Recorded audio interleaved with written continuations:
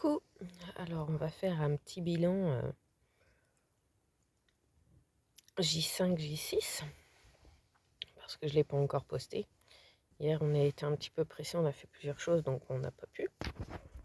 Et puis là il est 7 heures du matin, alors vous imaginez bien qu'on a un petit peu la tête dans le derrière, mais comme on va partir en rando et l'équitation, faut bien se réveiller.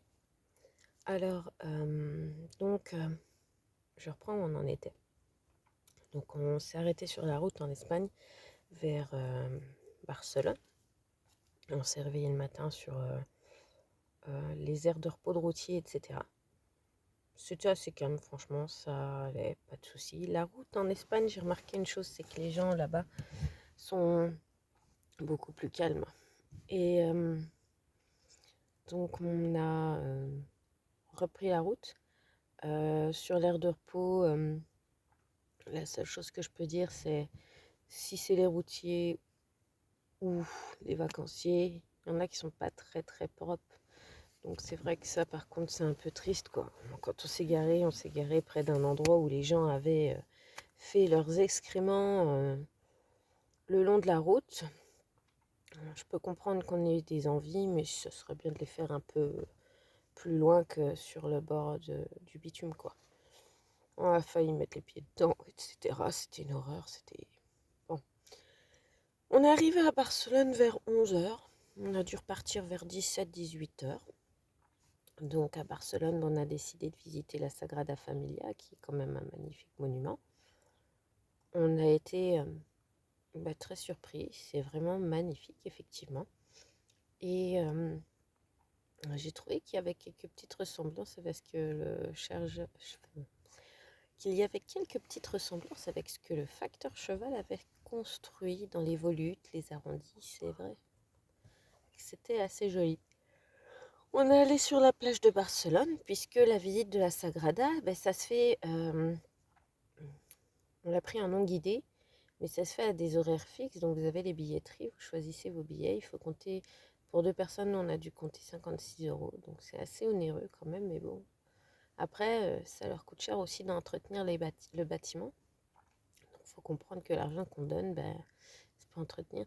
C'est vrai que j'ai pas parlé de tarifs depuis le début des vidéos, mais on a dépensé quand même un petit peu d'argent pour les visites, hein, parce que si je crois que j'avais dit pour le Colorado provençal, j'en avais eu pour une histoire de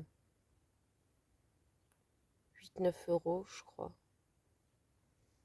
Le reste, je crois pas qu'on ait payé quoi que ce soit. Si on a dû payer un truc, mais je sais plus quoi. Et donc, en attendant la visite de la Sagrada, quoi, on est allé sur le bord de la plage à Barcelone. Alors, magnifique plage, très agréable au niveau du sable, etc. et de l'eau. On a fortement apprécié. Sauf qu'on a fortement apprécié, mais on a été aussi fortement apprécié des badauds, parce que bizarrement, on était sur le bord de la plage. On avait nos deux serviettes, nos deux petites serviettes de plage standard. Et je disais à Marika, on n'a pas pris assez de serviettes, il nous en faudrait quand même une autre. Et puis je lui ai dit surtout que je ne retrouve pas la grise. Ouais, on a trouvé le moyen de perdre une serviette, je ne sais pas où, hein. Je sais pas si c'est dans les dédales de Riri, parce que quand on voit l'état de Riri en ce moment, quand on aménage quelque chose, c'est bien, mais putain, qu'est-ce qu'on tape de bordel. Il faut ranger tout le temps, tout le temps, tout le temps pour essayer de retrouver. On est allé se baigner, donc des environs de midi jusqu'aux environs de 4 heures, puisqu'on est reparti un petit peu plus tôt, le temps de remonter, puisqu'on était à 30 minutes, la plage était à 30 minutes de là où était la Sagrada. Et comme on voulait refaire aussi 2-3 petites choses, reprendre des papiers, acheter 2-3 souvenirs, donc on est remonté un petit peu plus tôt. Mais on a bien fait! Donc sur la plage, magnifique, mais justement les badauds ça tourne, tourne toutes les 5 minutes, putain. Si vous voulez être au calme, le mot calme ça n'existe pas à Barcelone, hein. Il y en a un qui passe, il veut vous vendre des serviettes, il y en a un qui passe, il veut vous faire des massages, il y en a un qui passe, il veut vous faire des tresses. Ça y est, je les ai retirées parce que c'est une horreur pour dormir. Il y en a un qui passe, il veut vous vendre de la boisson. Il y en a un qui passe, il veut vous vendre de la bière. Il y en a un qui passe, il veut... Bah, bref, bon, bonne pomme, hein. J'ai acheté une serviette, hein. Enfin une serviette, un drap de plage, on va dire. Un grand drap de plage pour qu'on puisse se mettre dessus. Le drap de plage, à Barcelone, pas de souci spécifique. À la deuxième plage qu'on a fait, il commençait à être pété de sable. Mais alors, pété au point d'incrusté. Ça n'allait pas. Et hier, bah, il est passé gentiment à la machine à laver, à Carbonera, pas Carbona. Et il est ressorti tout propre, même un petit peu plus clair qu'à l'origine. Et bonjour la gueule de la machine à laver. Donc, on a, on a acheté aussi à boire parce qu'à un moment, j'avais dit à Maréka, on va pas se faire chier à prendre des sacs. Je commence à en avoir plein le cul de devoir transporter le sac à dos. Donc, c'est vrai que sur les dernières vidéos, vous allez nous voir avec un sac plastique puisque le sac à dos, je peux plus blairer. Avec le fait d'avoir eu un peu de début de coup de soleil aux épaules, bah, je ne supporte plus de mettre les sangles. Donc, on a demandé, ben, j'ai demandé à boire, je voulais j'avais soif, donc on a demandé un verre de sangria. Et là, le gars, il nous dit 5 euros. Ouais, je le regarde, je fais non, ben juste un, c'est bon, quoi. À ce prix-là, un, c'est bien. Je lui donne un billet de 20 euros pour qu'il me donne de la monnaie. Il s'en va, il revient, il me redonne 10 euros. Donc, il manquait 5 euros. Et puis, il me refourgue 2 verres en plus. Et puis, en espagnol, bien sûr, il m'explique qu'il n'a pas d'autre monnaie. Moi, je pense surtout qu'il a voulu faire son chiffre. Hein, donc, on s'est retrouvé avec 3 verres à picoler. 2 de sangria, un de mojito. La sangria, bon, finalement moyen. Le mojito, ben, finalement, était très bon. Sauf qu'avec le cagnard, ben, vous imaginez bien. Et en plus de ça, ben, on a voulu se faire une coiffure avec la dame qui est passée pour faire des tresses. Très gentille, la dame. Et du coup, ben, tout le liquide que j'avais prévu pour au cas où de besoin, sur le bord de la plage, ah, il a fondu vite fait. Hein. Waouh!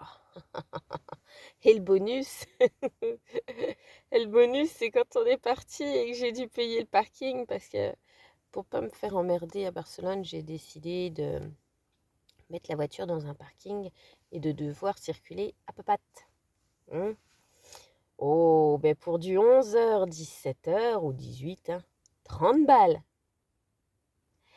Eh ben, il est pas cher le parking. Bon, par contre, très bien entretenu. Très bien entretenu, il n'y a rien à dire.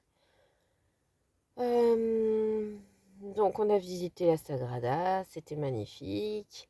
Bon, ce qu'il faut savoir, c'est que si vous voulez visiter certaines ailes, c'est du supplément, un peu plus cher. On a voulu visiter aussi l'église d'en dessous, sauf que l'église d'en dessous, c'est seulement à certaines horaires, lors de messe, je pense. Et quand on a eu fini la visite, il fallait attendre 19 heures pour visiter la partie basse. Donc on a dit non, mais c'est tout, on le fait pas. Et puis on part parce que si on reste bloqué à Barcelone, on ne fera pas encore le reste. Donc alors on est parti. On a fait 2-3 boutiques dans Barcelone. Et on a pris la route direction, eh bien, Garrucha. C'est vrai, le point prioritaire de ce road trip. Puisqu'après, j'ai dit que j'aimerais bien faire les plaines de Doñana et Saint-Jacques de Compostelle. Mais finalement, ben, on a un peu changé nos plans. Et on a pris donc la route direction Garrucha. Sur la route, ben, Marika a commencé à avoir très très très très mal aux épaules, etc. Et en fait, ben, on s'est rendu compte que on s'était pris un coup de soleil. Coup de soleil qui tourne en bronzage, mais coup de soleil. Ah oui, et puis avant de partir de Barcelone, on a acheté de la biafine. Parce que bizarrement, j'ai senti qu'il allait avoir quelque chose qui était en train de se couver. Et oui, coup de soleil. Donc, ben, passer la nuit dans la voiture avec le coup de soleil, c'était pas c'était pas tip top, donc on a essayé de chercher un hôtel, donc de vers 8 h jusqu'à quasi 1 h du matin. Putain, c'était une galère. Je crois que Marika m'aurait maudit. On a passé notre temps enfin, elle a passé, parce que moi je prenais la route, à appeler Pierre, Paul, Jacques, 36 000 hôtels. Chaque fois, on se faisait refouler parce que c'était complète. C'est bon, on a compris. Et puis, on s'est garé sur un espace de repos. Alors, je sais pas si je dis le bon nom du patelin, mais ça doit être ça, Torre Blanca, Torre Blanco, à quelques kilomètres, 5-6 kilomètres après. Et on est descendu de la voiture et j'ai dit c'est tout, on va dormir là, on va prendre une bonne douche pour se rincer du sel et du sable. Et puis on va essayer de dormir quand même malgré les coups de soleil. Et puis finalement là je vois la Guardia Civile passer.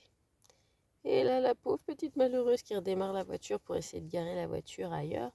Oh, je m'arrête, je leur dis écoutez j'ai un gros problème en espagnol, du mieux que je peux. Mais bon ils ont dû me comprendre eux. Qu'on était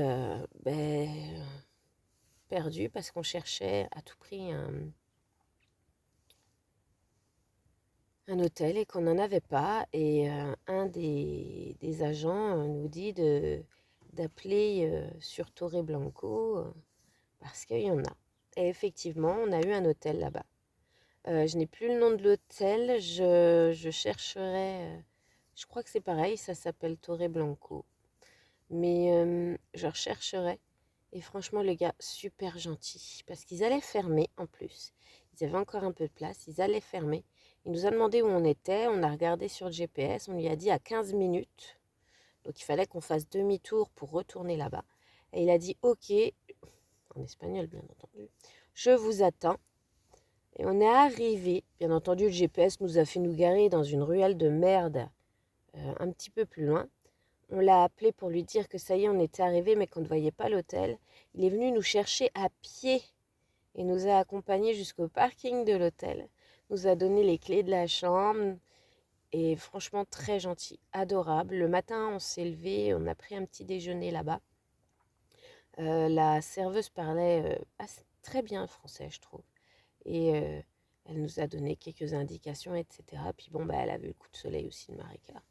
Et puis elle comprenait qu'on ait voulu dormir à l'hôtel à cause de ça. Et c'est de là qu'elle nous a expliqué qu'en Espagne, d'à peu près midi jusqu'à 4 heures, on ne se met pas au soleil. C'est bon, on a compris. Donc bon, ça va, moi les coups de soleil commencent à se calmer, donc en fait ça retourne en bronzage. Marika, la majorité de ses coups de soleil ont tourné en bronzage, mais il y en a quelques-uns qui restent assez rougeoyants. Et puis donc, on a pris la route donc pour continuer à aller à Garusha. Et sur la route de Garusha, on s'est arrêté sur Almenara pour visiter un magnifique château qu'on avait vu. Donc quand je l'ai vu, on a dû faire demi-tour un peu plus loin sur l'autoroute pour y retourner et le visiter. Donc GPS magnifique nous fait arrêter en bas d'un chemin que l'on doit prendre pour aller visiter le château. Je précise, le chemin était bon parce qu'il y avait des putains de panneaux.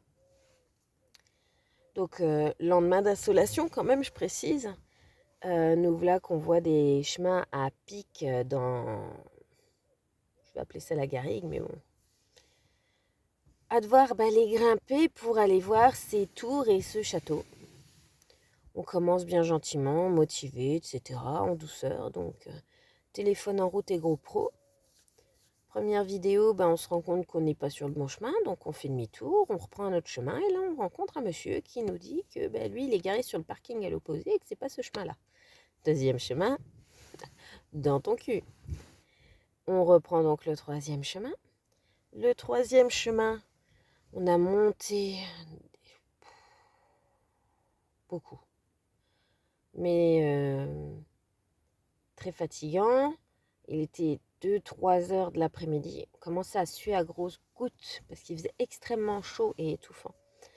Marika a commencé à ne pas aller bien puisque même si on n'était pas déshabillé, qu'on était bien couvert, la chaleur créait comme une surinsolation. On est allé dans des voûtes. Et là, dans les voûtes, Marika me dit, je vais gerber, ça va pas aller.